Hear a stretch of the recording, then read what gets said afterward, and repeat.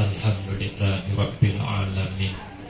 Wassalatu wassalamu ala ashrafil anbiya wal mursalin wa ala alihi wa ashabihi ajma'in. La hawla wa la quwwata illa billahil aliyyil azim. Rabbi shrah li sadri wa yassir li amri wahlul 'uqdatam min lisani yafqahu qawli. Amma ba'du fa aqulu wa 'alallahi tawakkuli. Halaman 33, nomor 9. Rida dengan qada dan qadar, yaitu menerima hati dengan senang hati apa-apa yang telah dilakukan Allah pada kita. Rida hati. Dalam risalah Tuhfatul Ikhwan telah diterangkan bahwa qada itu ialah ketentuan Allah yang ditentukannya dengan iradatnya apa yang akan dikerjakannya. Itu namanya qada. Kalau bahasa kita, qada itu ketentuan Allah yang belum terjadi tapi sudah dikehendaki. Kalau kita yang berharuni, sebelum berulah rumah sudah ada rencana bakal dibuat tempatnya di sini, bukanya segini, tingginya segini, panjangnya sebegini. Itu sudah ada ketentuan. Kalau bahasa wahini apa? Arsitek. Ada arsiteknya, anak ulah jalan. Sudah ada ketentuan berapa tabalnya, berapa saminnya, berapa wasinya. Wasi 10 nang cukup. Ya, jangan yang kurang, jangan banyak pasir pada samin, karena wasi tumbuh di tengah jalan. Dibantai hujan, hilangan cowoknya, timbul wasinya. Paksai, digunting wasinya, jual kiluan. Sudah ada rencana tuh, biar jangan lakas rusak. Segini barangnya yang akan dibuat, tapi belum digawi. Itu namanya rencana kalau kita. Nah, Allah punya qada, punya ketentuan dengan iradatnya yang akan dikerjakan. Qadanya Allah itu hari kiamat sudah ada. Artinya dunia ini bakal kiamat. Itu qada Allah. Qada Allah untuk kita yang belum terjadi. Setiap kita ini pasti mati. Itu sudah ditentukan Allah dan itu pada pemahindar kita. Itu qada, ketentuan Allah yang akan ditimpakan kepada kita. Setiap kita pasti mati. Kata sebagian ahli hikmah, yastaqbilu ibnu Adam bi arba'ati nuhabat.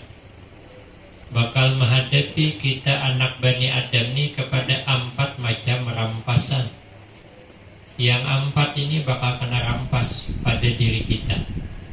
Pertama, merampas oleh malakul maut ruhahu, akan rohnya anak Bani Adam. Itu qada Allah.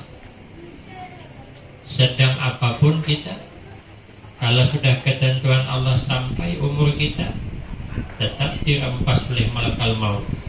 10 dokter spesialis menunggui. Ada pemenahan dirampas di berapa banyak anak yatim yang kehilangan abahnya, menangis terseduh-seduh. Nang paling genal hanya sekolah SD, nang panangah 3, nang ketiga beting kaong, yang keempat dalam parut. Mati lagi karena kau ditahan, dirampas oleh malaikat maut, walau anak haloi, walau bini betianan.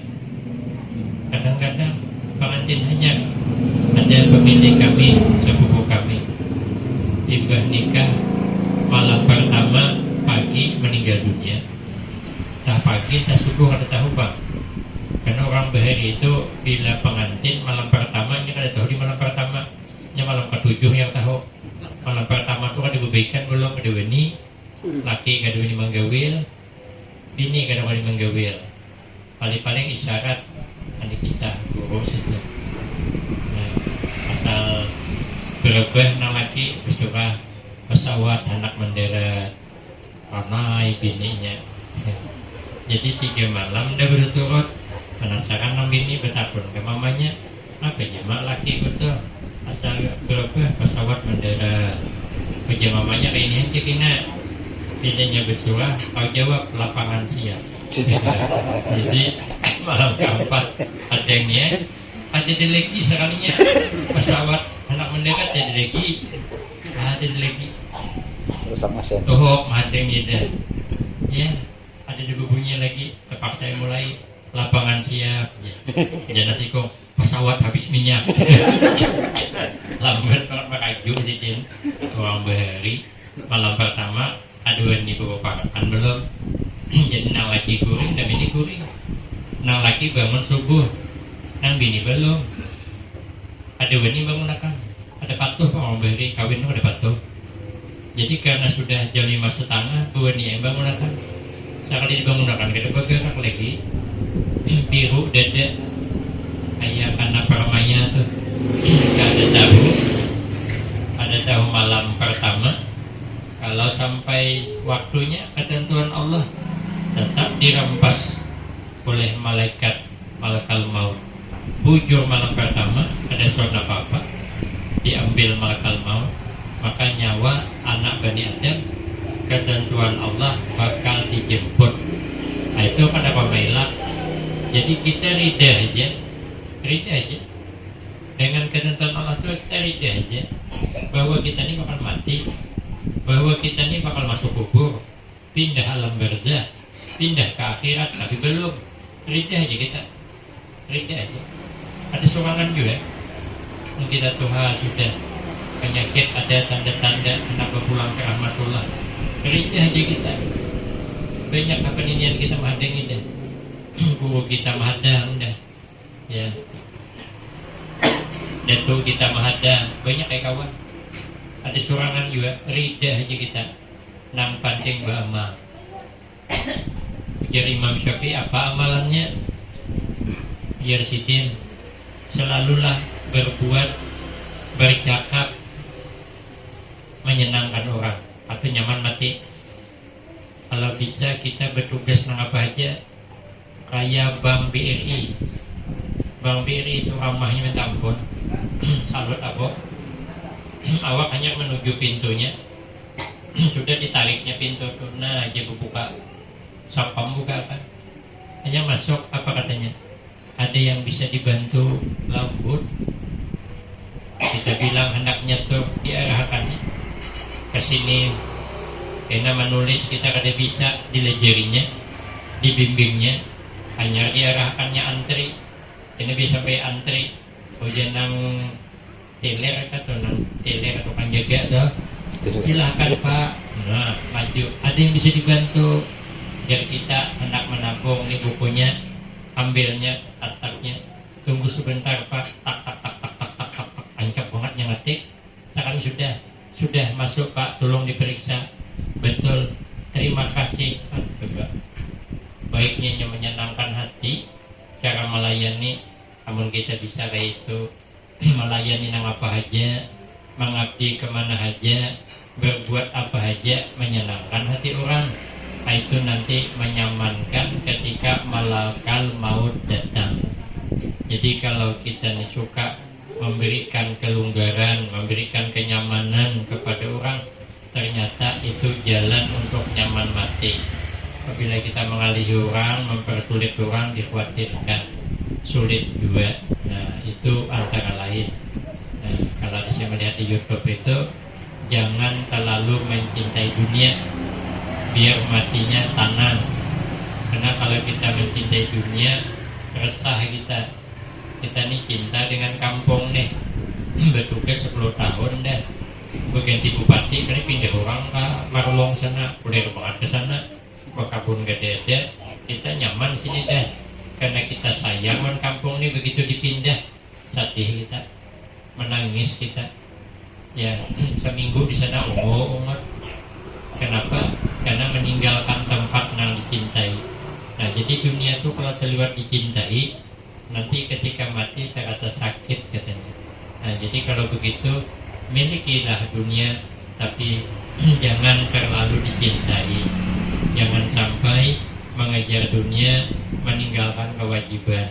Biar usaha dunia barakah, karena kita tidak meninggalkan kewajiban.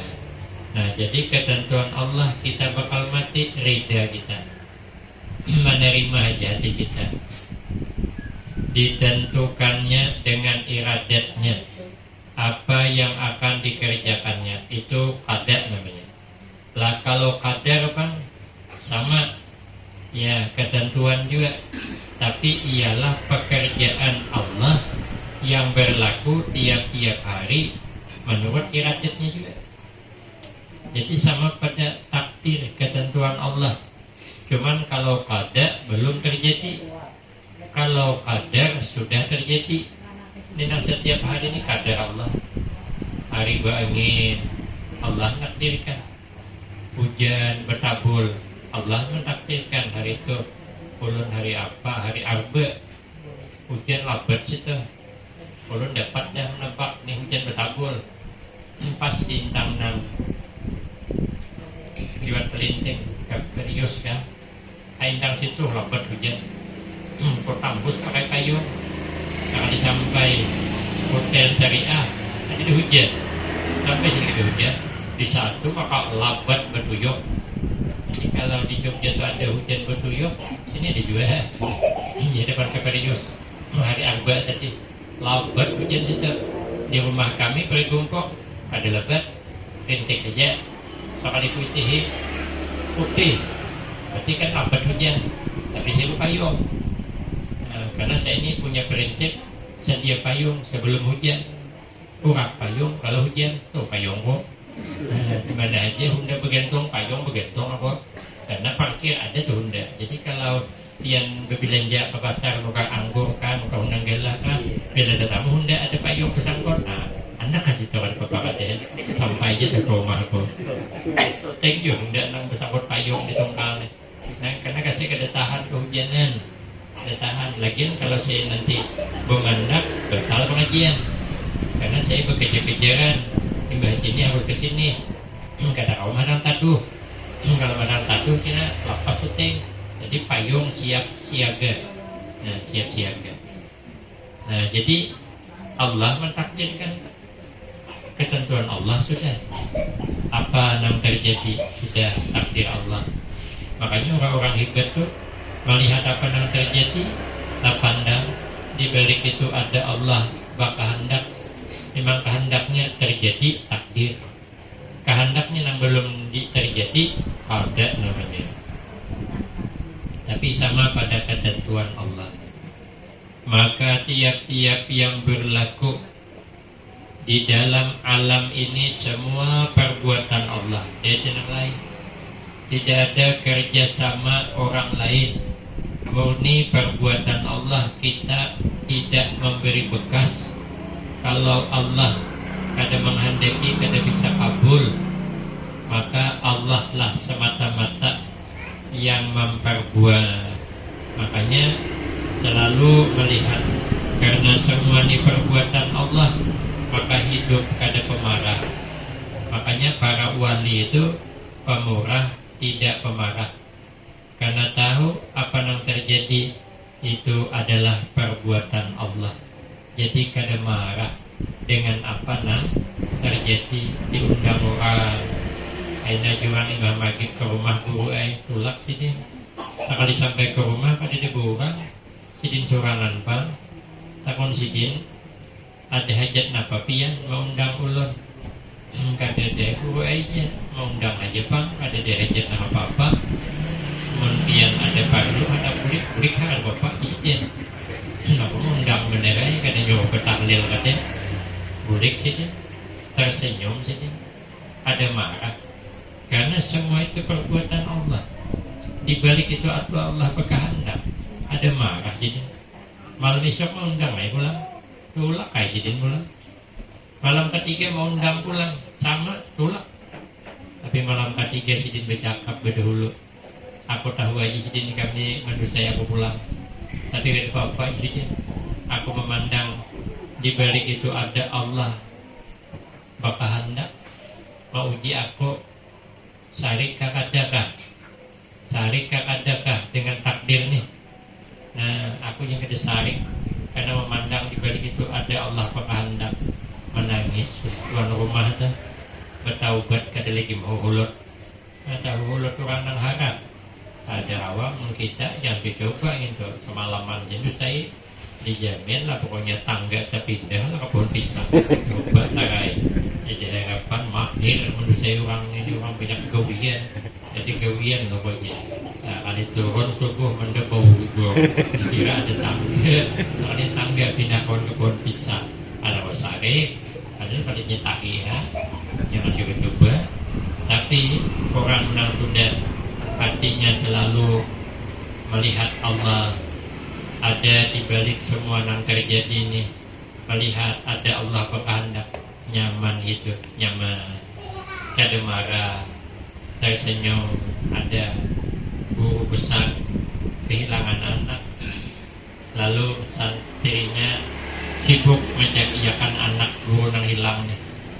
Tuhuk dah keliling 3 hari dah, ada dapat juga.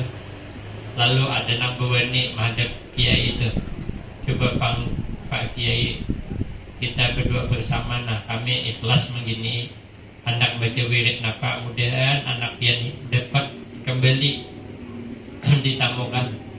Puja guru kada, aku kada minta apa-apa dengan Allah, karena aku tahu anakku hilang di sini Allah nama hadipi. Kita bisa ya Allah menjagakan, menyenak mudikakan Allah. Allah kena mudikakan berhikmat kita berdua pada kawai di sini. Orang makam sampai deh. Kita jangan coba-coba cakap itu tapak bini di muka, carai juga. Anak hilang. Oh jangan orang coba Pak berdua ada berduaan dia menyenak kulik-kulik kan. Carai juga. Ada terapang mangkok keluar. Oh jangan bini berarti ini salah ini menyembunyikan anak nih. Mana ada orang kawitan anak hilang tanang-tanang, salah disembunyikannya kemana kang ini nih? Mau kita korong cinta. Ada kawan tingkatan kita, ini tingkatan orang hebat. Pada akhirnya boleh kan? Ada di zaman Imam Asy'ari As-Saqati rahimahullah. Beliau punya murid perempuan. Muridnya perempuan ini janda. Berisi anak seikung. Lalu anaknya dimasukkan ke pondok pesantren.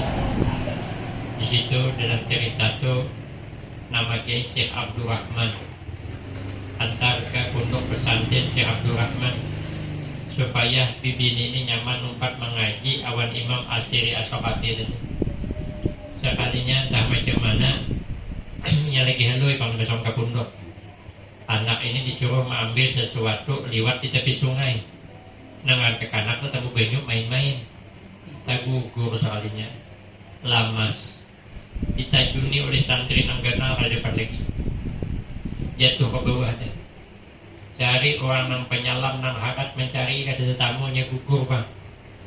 Akhirnya si Abdul Rahman kebingungan, datang kepada Imam Asy'ari As-Saqati rahimahullah, memadahkan bahwa anak murid sempian itu gugur tadi pagi sampai tengah hari kita dapat cari, hendak langsung menang ke mamanya, lalu mamanya pingsan.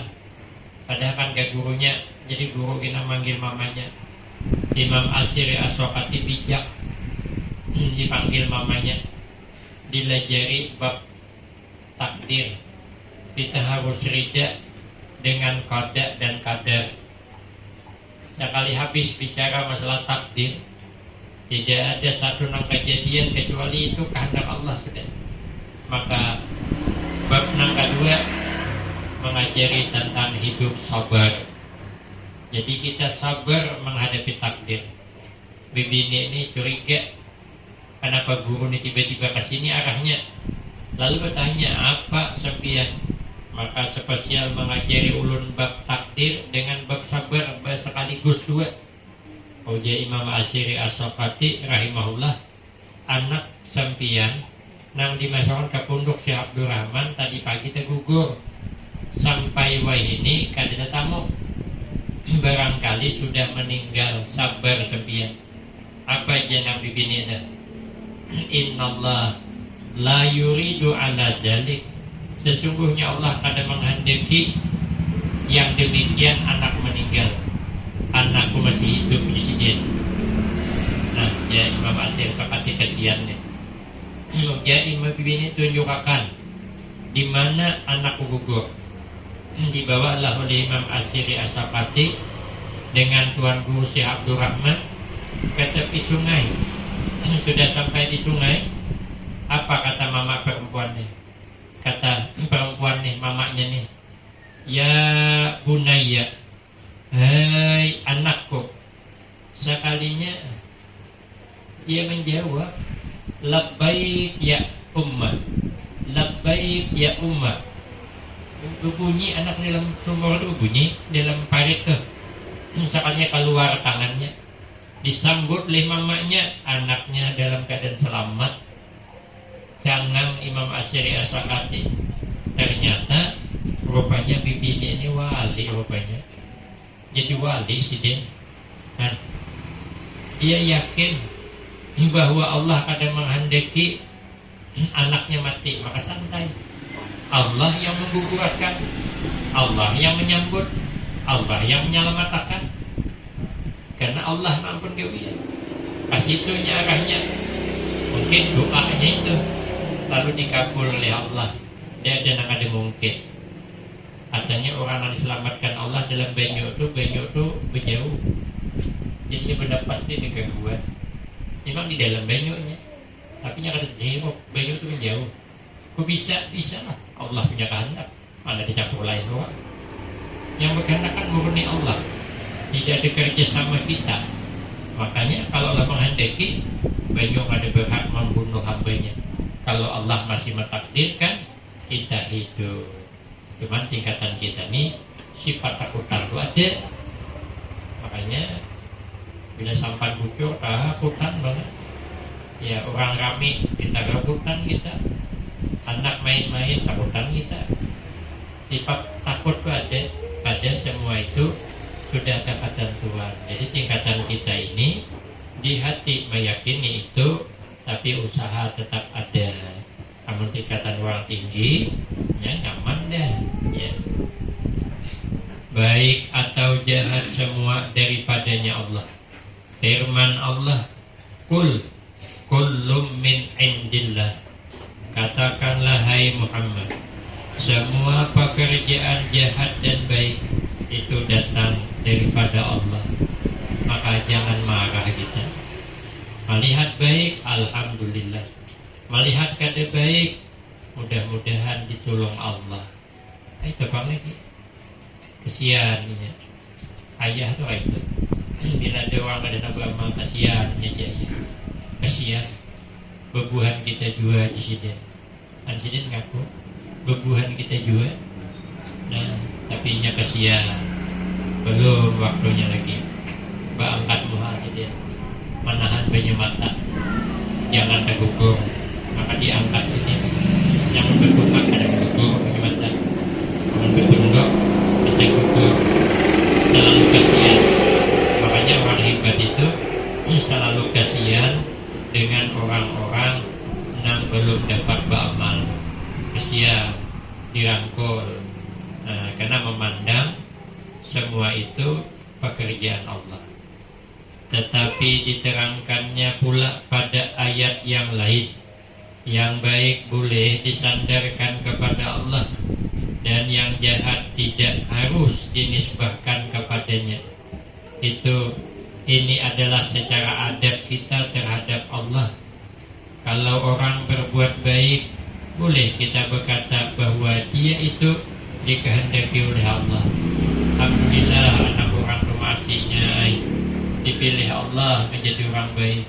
Kita melihat ya guru kita Syekh Habib Umar Al-Hafiz yang dari Tarim nih.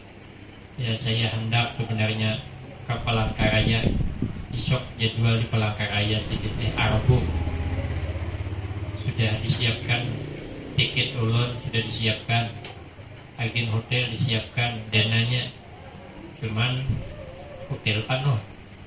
Di mana aku bermalam?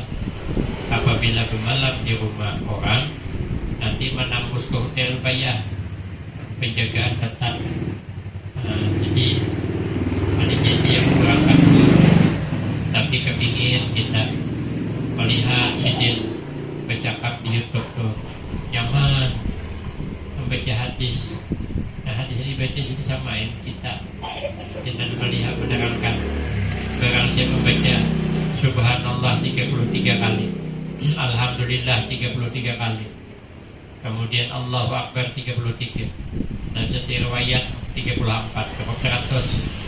Dalam satu riwayat 33 aja, cukup 100. La ilaha illallah wahdahu la syarikalah, lahul mulku wa lahul hamdu yuhyi wa yumiitu wa ala kulli syai'in qadir. Maka dosa diampuni Allah, walau sebanyak buih di lautan. Sama hadis sama kita baca, tapi sidin membaca lain. Ada sama. Ulun mendengar itu baca di YouTube tuh. Ya Allah, lezatnya membaca Allah berkehendak. Ada hambanya yang dijadikannya untuk membawa berkah kepada orang banyak. Nah, banyak manfaat, banyak barakah dikirim oleh Allah. Nah, itu kita sandarkan kepada Allah. Nah, itu bagus. Dan jika ada orang berbuat maksiat, tidak boleh dikatakan itu kehendak Allah. Kenapa orang tuh maka korupsi 1 triliun habis duit uang ambilnya, itu kehendak Allah, tidak boleh sandarkan. Tapi etika tetap baik, betul lah. Tapi di mulut jangan beradab. Melihat ada tempat mabuk-mabukan, ya semalaman hilirnya ada bapak aja tuh kehendak Allah juga. Ada saya ditagur, akannya aja ada boleh, harus ditagur. Anak pada sembahyang, tapi anak pada sembahyang marah aja, kehendak Allah juga. Jangan, ya jangan diinjakan. Anak pada sekolah, kalau ada sekolah kan ada yang boleh jangan bapaknya.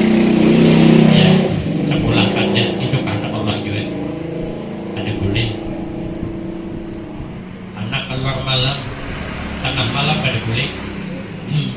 Ngapa anak maka subuh maka boleh. Para bahaya kehendak Allah juga. Ya benar. Sama bungolnya.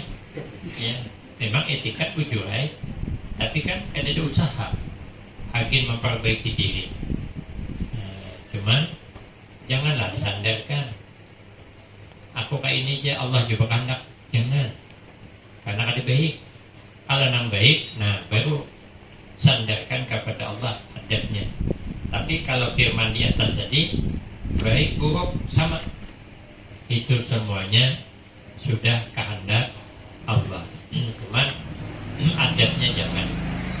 Kemudian ridha itu ialah satu-satunya sifat kepujian dan ibadah batin. Kita diwajibkan ridha, menerima dengan qada dan qadar ketentuan Allah yang belum terjadi, akan terjadi pada kita. Ridha kita. Sakitnya mati itu Nabi, salasu mi'ati darbatin bisaifi, kira-kira sakitnya mati itu 300 kali lipat sakitnya dipukul dengan pedang. Ridha aja kita dengan ketentuan yang itu, ridha aja kita. Dan dengan kadar takdir, kita sudah ditakdirkan Allah kayak ini, ridha aja. Padahal dulu abah kita sugih, tapi kita kada kawa menjaga hartanya, bangkrut kita, ridha aja. Nak makan lauk, ada belauk, ada ikan karing, ridha aja, itu takdir. Jangan melamun-lamun ikan garut kawan. Ada bakal dapat juga. Ikan karing sih guyur lagi, nyaman lagi. Ikan karing duri itu, atau ikan karing gulama, nongganam di sana, disambal, pakai cabai karing. Nyamannya sayur bening kawannya. Leguyangan telinga makan, saking nyamannya. Mengkade ikan gulama tuh, nongganam ikan gulama kampung tuh dipanggang. Ulahkan capan aca asam pakai saham, mirip orang gak berenak. Nyamannya minta ampun, nasinya panas pulang. Ikan gulama berpanggang, cacak pas itu hingos makan. Sahangnya banyak, pakai asam, nyaman banget tuh. Aduh, sama bayang-bayang ikan garut. Belum kita ada itu undang papai itu, kalau di sana disambal sing nyamanan tuh, kacap ke bubi ke situ, makan di rumah kawan pulang, gitu lah. Dan pengeluaran pemasukan aja pas gitu, ridha aja, ya ridha aja. Ada usah mengaluh hidupnya, nyaman-nyaman aja, santai-santai aja. Lagi apa mengaluh, kita mengaluh kayak itu aja masih. Kita melamun sampai tukang kayak itu aja masih. Jadi ridha aja, yaitu apa yang telah terjadi pada diri kita atau keluarga kita, sesuatu hal yang tidak diingini. Ada bapak, seperti kedatangan bala atau kedatangan musibah, itu takdir Allah aja. Ridha aja, tidak boleh kita menyangkal. Ada boleh, ya ada boleh menyangkal. Kenapa makanya mati? Kadang itu aja mati, ya Allah. Kenapa maka lakiku mati, ya Allah? Padahal banyak orang Tuhan pada gini lagi. Ada bawang itu, cuma isit itu. Tuh, ada dari mana banyak? Kenapa, ya Allah? Ada lagi nang tetangga di sebelah itu aja. Nyalawas doyo, ke jalan peting kaum. Umpama, malah nasi gek, mati, burik, bangun, meninggal. Banyak nang itu. Anu-anu. Karena dia adalah keputusan Allah yang berlaku atas diri kita. Dan jika berkenaan dengan sebab usaha seseorang, maka di pihak usahanya itu tidak diwajibkan kepada kita meridhakannya. Demikian pula di pihak bekas perbuatan yang telah berlaku itu, boleh kita berusaha untuk menghilangkannya.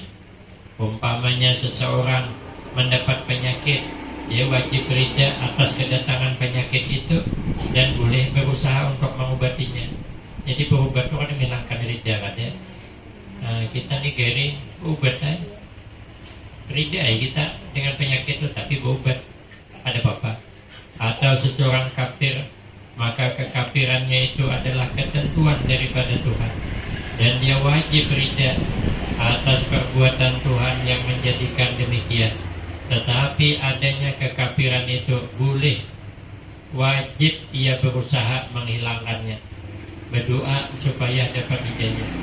Orang maksiat dia ridha aja karena itu memang sudah kehendak Allah, tapi dia wajib berusaha supaya dapat menghindar daripada maksiat.